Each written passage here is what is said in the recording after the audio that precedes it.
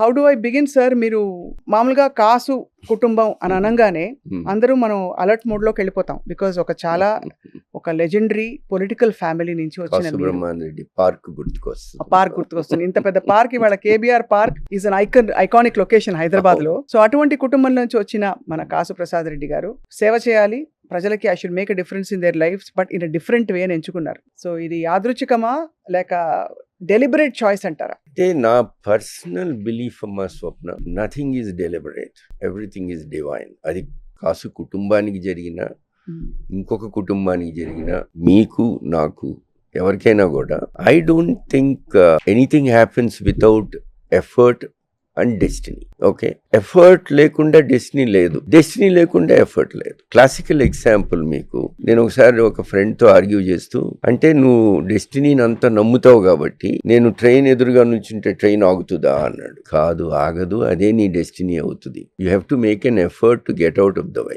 కాబట్టి ఎఫర్ట్ అనేది మన చేతుల్లో ఉండేది, డెస్టినీ ఈజ్ డివినిటీ, అది మన తలవరాత. ఈ రెండు కలిసినోడు అదృష్టవంతుడు. అందరూ ఒక చంద్రబాబు నాయుడు గారు ఎందుకు కాలేదు, లేదా ఒక రాజశేఖర రెడ్డి గారు ఎందుకు కాలేదు, లేదా రేవంత్ రెడ్డి గారు ఎందుకు కాలేదు? రాజకీయంలో వాళ్ళందరూ, కేసీఆర్ గారు, వీళ్ళందరూ ఒక్కొక్కళ్ళు ఒక్కొక్క ఫీల్డ్లో, మీ ఫీల్డ్లో మీరు, ప్రతి ఒక్కళ్ళు ఇక్కడ ఇంతమంది ఈ షోలోనే మీ చుట్టూ so many camera people, so many other people contribute. ఒక సినిమాలో అందరూ కాంట్రిబ్యూట్ చేస్తే హీరోకి ఫేమ్ వస్తుంది.